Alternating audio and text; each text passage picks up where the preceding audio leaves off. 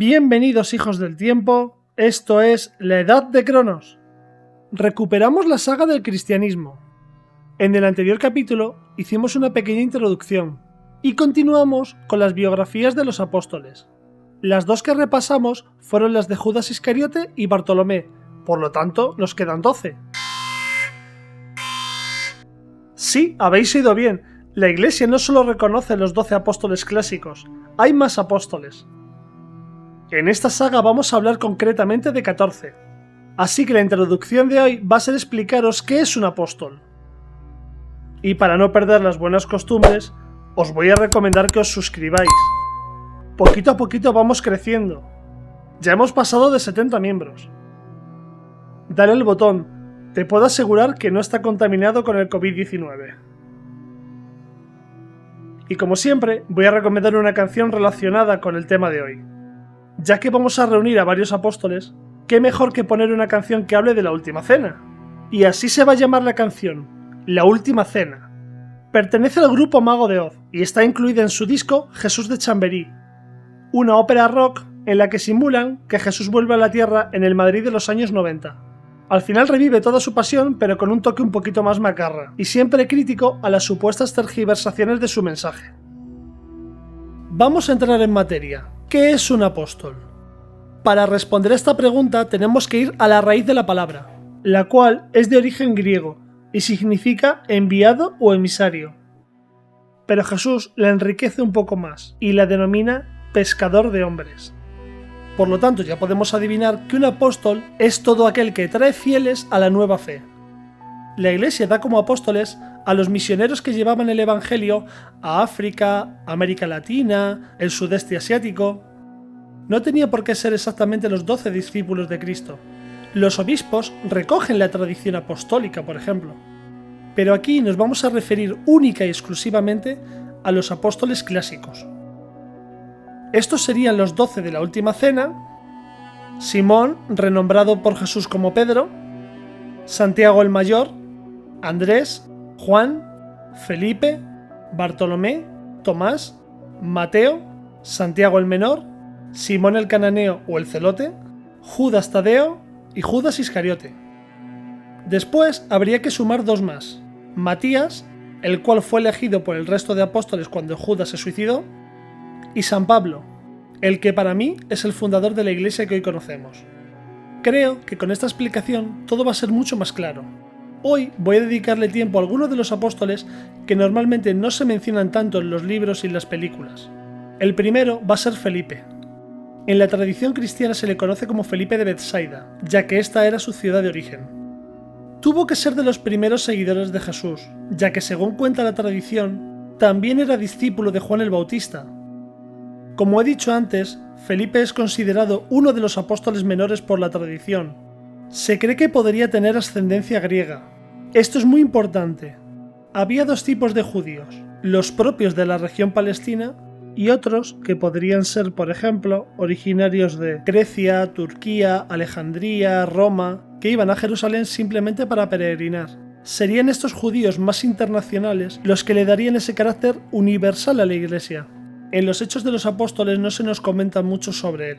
La tradición nos cuenta que intentó evangelizar Siria, Grecia y Turquía, donde sería crucificado alrededor del año 80.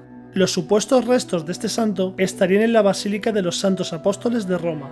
Difícilmente sean los suyos, ya que la mayoría de los apóstoles no tienen una trazabilidad de sus restos desde su muerte hasta la actualidad. Pero eso no importa. Cualquier basílica de Roma es digna de una visita. Yo no soy creyente y he estado 3 veces en el Vaticano, y no solo para hacer fotos. El siguiente de la lista de apóstoles va a ser Santiago el Menor. Este no es el de Santiago de Compostela. Santiago el Menor, también conocido como hijo de Alfeo, hay estudiosos que lo identifican con un hermano carnal de Jesús, ya que la Biblia nombra a un Santiago hermano de Jesús. Lo hacen tanto los evangelios como las epístolas. Pero aquí vamos a tratar a este Santiago como un simple seguidor. Cuando haga una saga específica de Jesús, ya trataré estos temas con más profundidad. De este apóstol tampoco tenemos muchos datos. La tradición nos cuenta que sería lapidado por orden del sacerdote Anás, y sus restos también descansarían junto con los de Felipe en Roma. Ahora es el turno de Matías. Según el cristianismo, a través de los Hechos de los Apóstoles, estos deben comenzar su trabajo siendo 12. Ninguno de los apóstoles tuvo un sustituto cuando murió, a excepción de Judas Iscariote. Y es por un motivo. Judas Iscariote no murió de forma natural o por martirio, sino que desertó traicionando a Jesús. Por lo tanto, nunca llegó a comenzar su ejercicio. Se calcula que a la muerte de Jesús habría unos 120 seguidores, y entre ellos habría 2 candidatos posibles como sustitutos de Judas. El primero sería José Barsabás, seguidor de Jesús desde que éste se hizo bautizar por Juan el Bautista. Aunque no es apóstol, sí es considerado santo, y además sería el primer obispo de Eleuterópolis, una pequeña ciudad de Judea de la que apenas quedan ruinas. El otro candidato, Matías, fue el seleccionado. Diversas tradiciones nos cuentan que podría haber ejercido su labor pastoral en lugares tan variopintos como Georgia, Etiopía o Judea. Pero como siempre, una vez terminados los Hechos de los Apóstoles, la pista de estos se pierde. Sería Santa Elena, la madre del emperador Constantino, la que supuestamente rescataría sus restos y los llevaría a Italia. Ahora descansan en la abadía de San Matías, en Treveris, Alemania. Y como prácticamente casi todos los apóstoles, no tuvo una muerte placentera. Sufrió el martirio de la lapidación, es decir, muerto por lanzamientos de piedra. Y para acabar, un apóstol mucho más importante, San Andrés. Según la Biblia, sería el hermano mayor de Pedro, y para los ortodoxos fundaría el Patriarcado de Constantinopla. Aunque no es lo mismo, sería equiparable al papado en la Iglesia Católica. Los evangelios no se ponen de acuerdo en cómo conoció a Jesús. Mateo nos cuenta que conoció a Jesús a la vez que su hermano pescando.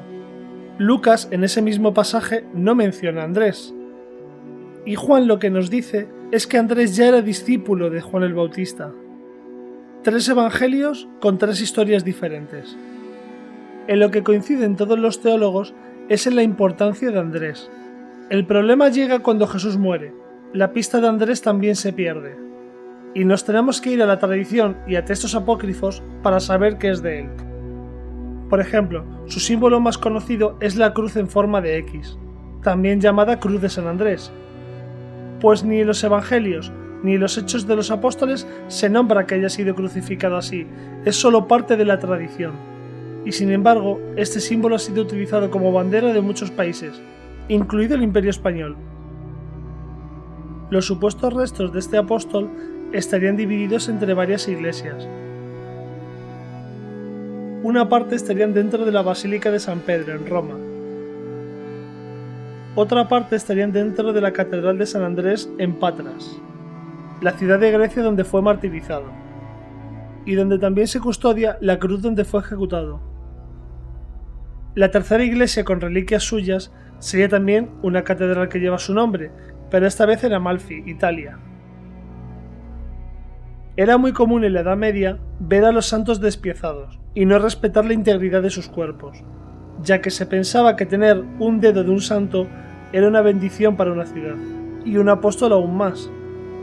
A San Andrés se le atribuye básicamente la evangelización de Grecia y Constantinopla, que en esa época todavía se llamaba Bizancio, y por ello es considerado el primer líder de la Iglesia ortodoxa. Aunque esto lo vamos a ver mucho más tarde, después del concilio de Nicea había 5 patriarcados: Roma, Antioquía, Alejandría, Constantinopla y Jerusalén, y los 5 patriarcas tenían prácticamente el mismo poder.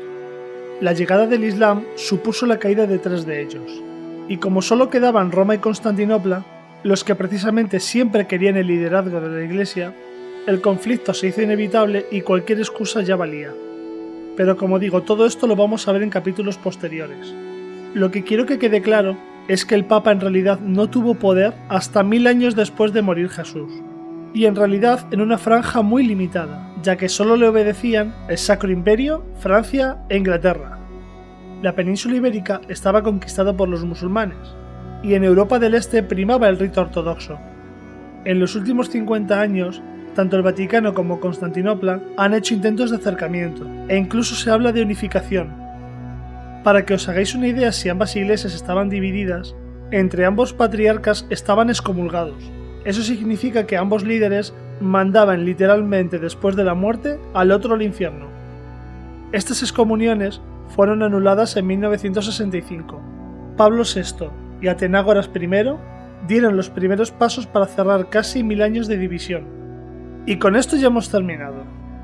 Hoy ha sido un vídeo mucho más ligero. El próximo ya no va a ser así, ya que va a ser monográfico.